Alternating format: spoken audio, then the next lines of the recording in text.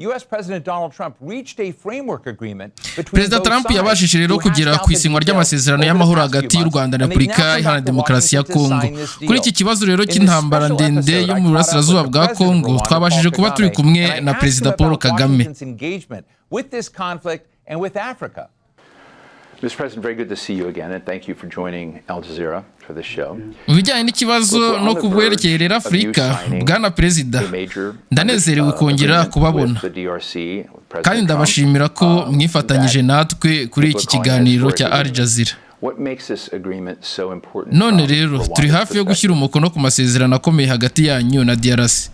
Bwana Perezida Trump, abantu bayita amasezerano y'amateka. Iki gituma aya masezerano akomeye cyane ku ruhande rw'u Rwanda.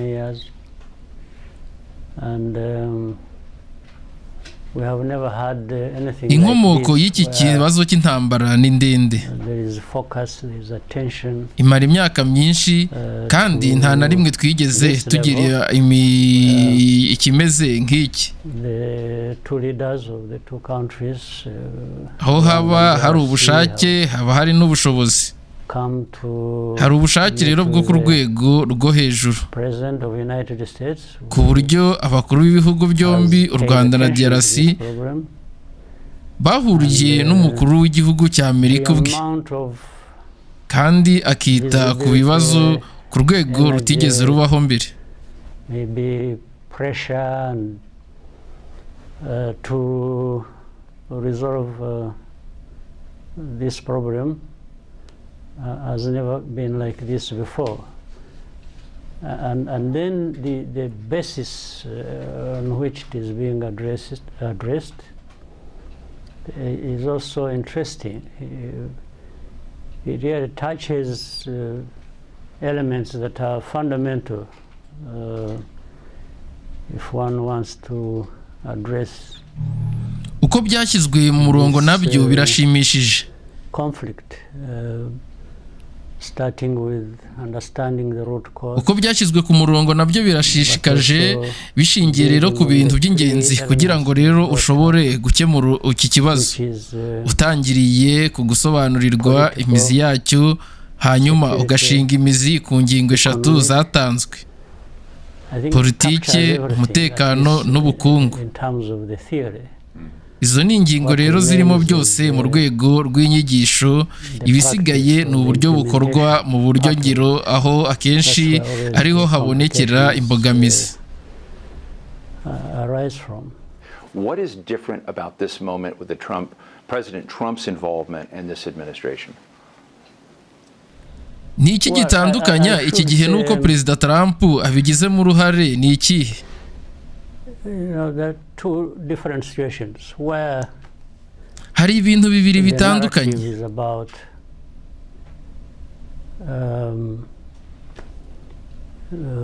Being connected with the problems of Africa, then rimwe ni inkuru zimaze imyaka myinshi zivuga kuba bafitanye isano n'ibibazo bya Afurika zishyirwa mu buryo bwa politike mpuzamahanga. Theories about all kinds of things, demokarasi, uburenganzira bwa muntu n'ibindi. But for many years we have seen that these have remained just stories and theories, but in practice ariko imyaka myinshi twabonye ko ibyo bintu biguma mu magambo gusa. Mu by'ukuri ntibihindura imibereho y'abantu ku mugabane wacu.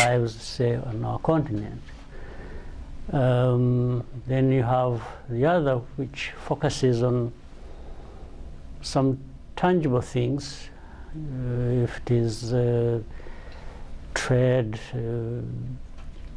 different economic interests, hanyuma hari ubundi buryo bushingiye ku bintu bifatika: ubucuruzi, inyungu z'ubukungu.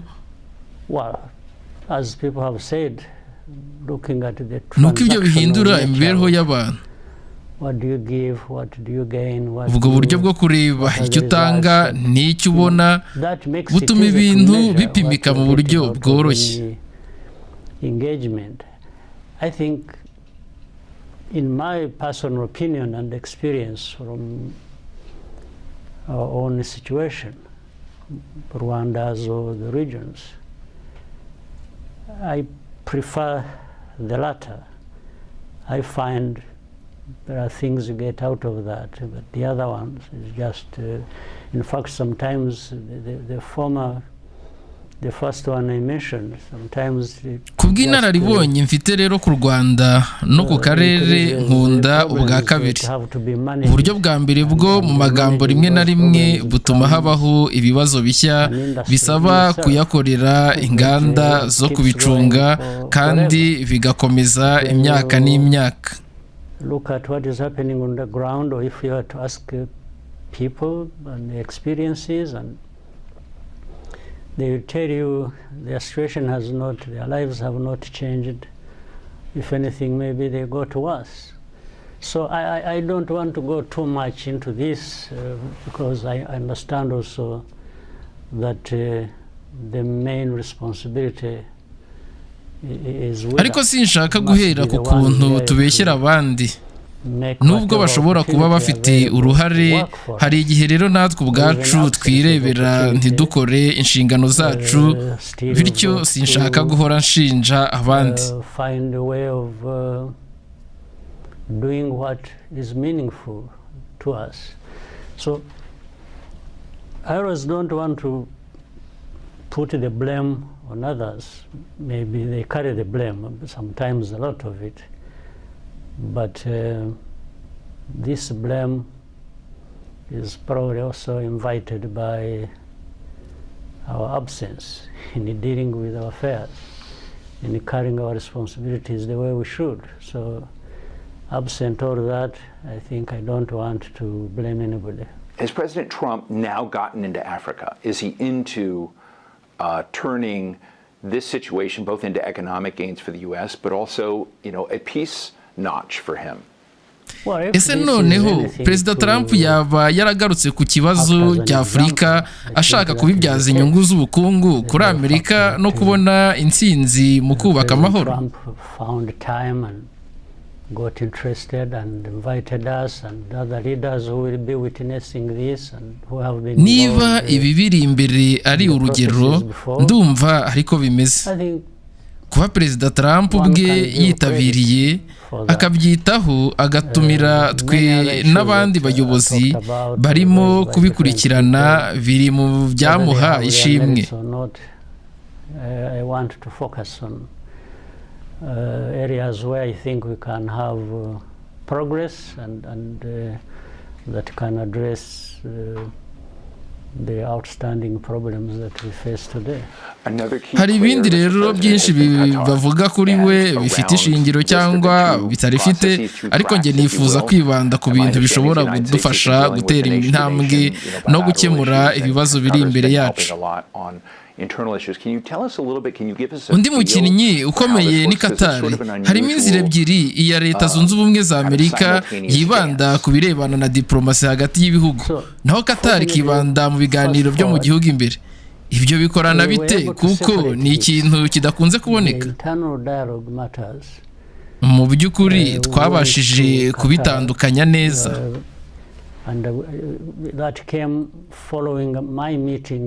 Ibiganiro byo mu gihugu imbere byabereye muri Qatar nyuma y'uko nahuriye na Perezida Tshisekedi i Doha ku busabe bwe ubwe.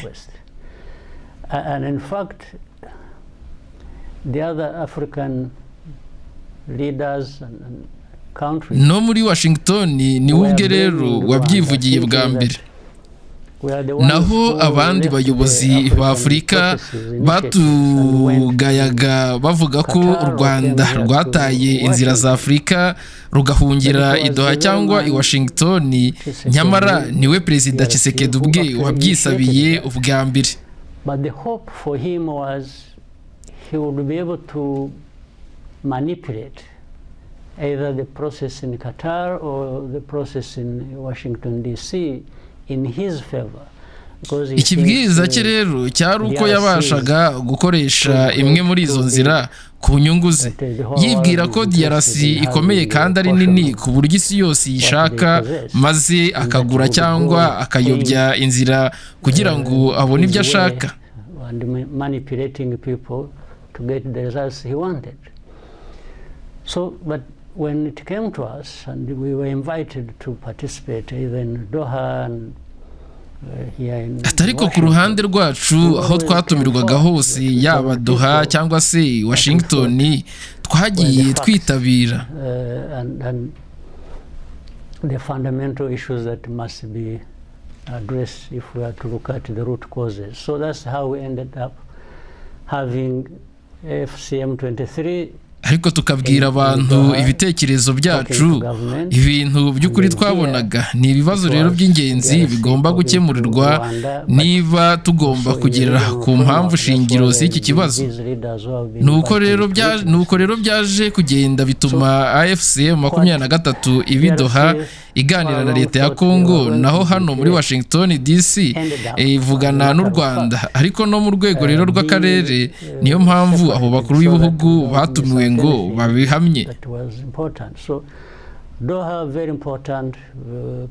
Qatar has been the forefront in trying to bring ibyo rero DRC yatekerezaga ko ishobora gucungura no guhindura ku nyungu zayo byarangiye bitandukanye, ku buryo rero inzira zose zatandukanijwe neza kugira ngo zitazaburemo ikintu cy'ingenzi. Doha rero ni ingenzi cyane. Qatar yagiye ibisonga mu guhuza impande zishyamiranye atari muri iki karere gusa, ahubwo no mu bindi bihugu byinshi muzwi yagize uruhare runini. Barahari rero, bafite ubushobozi, bafite ubushake bwo kubona amahoro kandi baracyabikora. Natwe turishimira ko ibintu bikomeje gutera imbere. Ndashaka kukubaza mu magambo make, ku ruhande rumwe mugiye gushyira umukono ku masezerano na Perezida Trump ndetse na Perezida Tshisekedi ku bibazo bya politike n'umutekano. Ese wemera ko Tshisekedi ashobora kugenzura ibyo bice byose by'imizamukire y'umutekano mu burasirazuba bwa Repubulika ya Demokarasi ya Kongo? Icya mbere ni iki? Kuba turi hano kandi twemeranyije gushyira umukono ku masezerano yo gukemura ibibazo, icyo ni ikintu gikomeye kandi ni intambwe ya mbere. No muri Doha hari ibintu twemeranyijwe nabyo, rero ni ingenzi. But we'll face all that as we move forward. Ibi bivuze rero ko turi gutangira gutera intambwe ikurikiraho.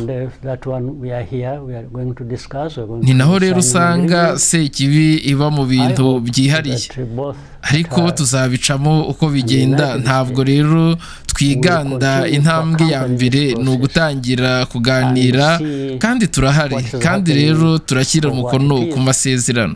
And I'm sure if they find Rwanda is to blame for anything, they voice it, they come to us, they say should we be doing this. Nizeye ko rero Qatar na Leta Zunze Ubumwe za Amerika bazakomeza kudufasha muri uru rugendo kandi hareba ibintu ko biri. Ndizera ko niba hari aho u Rwanda ruba rufite amakosa bazatubwira ngo mukosore hano. Ibi rero ntibihuye n'ibyemeranyijwe, kandi nizeye ko bazabikora no kuri DRC. Twagize uburambe aho DRC yemeranya n'impande zitandukanye, natwe tubarimo, maze bukeye bwaho bakavuga ibinyuranye n'ibyavuzwe. Ibyo rero byabaye kenshi, si rimwe, si kabiri, si gatatu, ni inshuro nyinshi. Turabizi rero tuzabicamo kandi bishobora kongera kubaho, ariko ntibikwiye kuducanga ko tuve mu nzira yatangiye neza. Tuzagenda gake gake turebe icyo dukwiye gukora kuri buri ntambwe. Bwana Perezida, ubu muri Washington hari guhangayikishwa no guhangana n'Ubushinwa ibijyanye n'inkunga z'ubukungu, ibikoresho by'ingenzi byihariye mu nganda n'ibindi. U Rwanda rukora tungsten, tin n'ibindi bikoresho by'ingenzi. Mwifasha gute muri uyu murongo w'ubucuruzi n'inyungu z'ubukungu Amerika iri gukurikirana? ntabwo ndi buvuge byinshi ku marushanwa y'ibihugu bikomeye byo ku isi.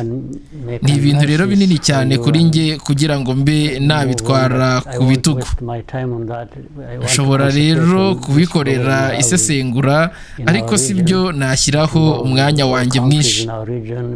Nshaka kwibanda ku kibazo gifatika dufite mu karere cyerekeye ibihugu byose byo mu karere, ariko cyane cyane u Rwanda na Repubulika ya Demokarasi ya Kongo.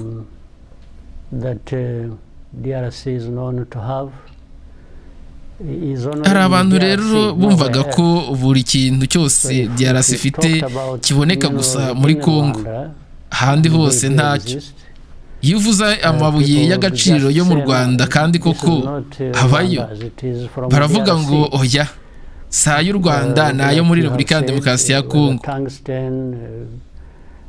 Ariko nk'uko mwabivuze, tungsten, tin, tantalum byose birahari mu Rwanda, kandi dufite ubuziranenge bwo hejuru cyane. Tungsten nko kuri uyu munsi zirahari ku mwanya wa 4 ku isi, cyangwa uwa mbere muri Afurika. Twabimenye kera. Hari kompanyi rero yo muri Amerika yitwa Trinity Metals, imaze imyaka myinshi ishoramo imari, icukura, ikongera ubushobozi bwo gutunganya byinshi mu bihugu. Trinity Metals that actually made the findings and has invested over a long time and has been mining and always improving on how much they can process within the country and so on and so forth. So this has now come out clearly that whatever we have in this area has nothing to do with the DRC. It is Rwanda's. Ubu rero birasobanutse neza ko ibyo dufite ari iby'u Rwanda, ntaho bihuriye na Kongo. Hari n'ibindi, beryllium, lithium n'ibindi bikoresho by'ingenzi. Dufite na zahabu. Nubwo Kongo ifite nyinshi kurusha twebwe, ariko natwe turayicukura. Ntabwo rero buri zahabu yose yoherezwa hanze n'u Rwanda iva muri Repubulika ya Demokarasi ya Kongo. Mu by'ukuri ibihugu duturanye na DRC, ibindi binyuzamo zahabu ivuye muri Repubulika ya Demokarasi ya Kongo byinshi kurusha u Rwanda. Ariko u Rwanda nirwo rwakomeje kwerekezwa urutoki, rukomeza gutunga urutoki rero bikajyana n'aya makimbirane n'ibibazo by'amateka, bashaka rero kudutwerera birimo no gupfukirana inkunga zihabwa FDLR n'ibindi bintu byinshi byahaye.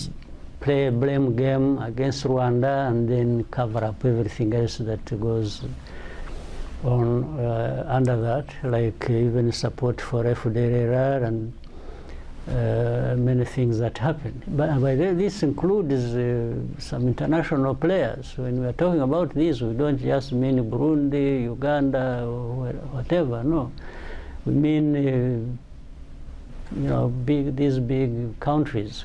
Ibyo rero birimo n'ibihugu bikomeye, si Uganda cyangwa Burundi gusa. Ni ibihugu bikomeye byo mu burengerazuba birabikora. Uko bakingira rero ikibabi FDLR n'ingaruka zayo ku Rwanda ntibyumvikana na gato. Hanyuma rero bikanavamo no gushinja u Rwanda ibijyanye n'umutekano cyangwa ibikorwa by'amabuye y'agaciro. Blame game around minerals or lack of stability in our region. But if you look at also the whole region, we have protected our country, we have continued to grow it and ariko urebye akarere kose turinze igihugu cyacu. The instability or the source of it, because you can't do that at the same time you want to create a better environment. Turakingira rero tukacyubaka kandi twirinda kuba isoko ry'umutekano muke. Ntabwo rero wakora ibyo bibi icyarimwe, kubaka igihugu no kukijyana mu bibazo. Ariko abantu bakomeza kugira mu bibazo ku mpande zabo bwite zirenga ubwenge. Perezida Trump yiyerekanye nk'ushaka kugarura amahoro mu bibazo bitandukanye. Muri mwe Trump na Tshisekedi mwakiriye kwitabwaho no komite ya Prix Nobel de la Paix. Abandi bashobora kubitekerezwaho, njye nabibwira abandi. Ntabwo numva rero ndagera aho, ariko kuki atari Perezida Trump? Kuba rero yarabigezeho mu gihe gito birashoboka.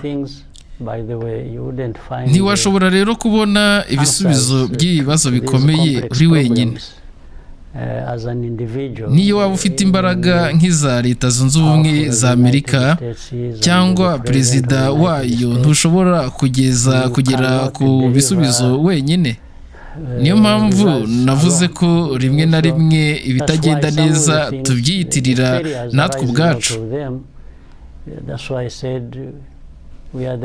Niba hari ukutumvikana hagati y'u Rwanda na Repubulika ya Demokarasi ya Kongo rero, hanyuma hari umuntu uri kugerageza kudufasha, ariko ntitubone umuti wacyo, sinumva rero ko wakwitura amakosa uwagerageje kudufasha. Ese ufitanye umubano mwiza na Perezida Trump? Ndumva ari byo.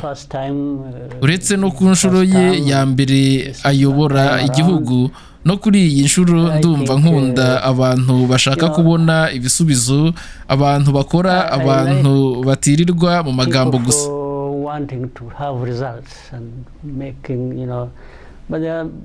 Many people in this world who say nice things and end up with nothing, and have made it a habit for so many years.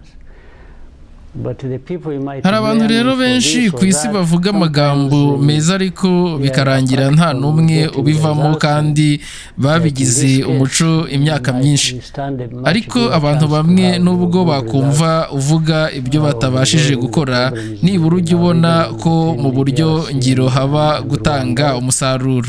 Nko muri iki kibazo rero turimo tuvugaho, mfite icyizere kinini ko dufite amahirwe menshi yo kubona ibisubizo byiza ku bibazo biri mu karere kacu hagati y'u Rwanda na DRC kurusha igihe cyose cyabayeho nabimenyeye mbere. Kera rero hari amagambo menshi, guhererekanya amakosa byamara imyaka myinshi, ariko rero bikarangira nta gisubizo.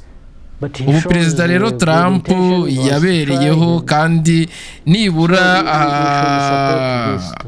arerekana ubushake bwo kugerageza. Ntacyo rero twavuga uretse kugira icyizere. Tugomba rero kumushyigikira kugira ngo bigende neza, ariko tuzi ko atari we uzatanga ibisubizo byose 100%.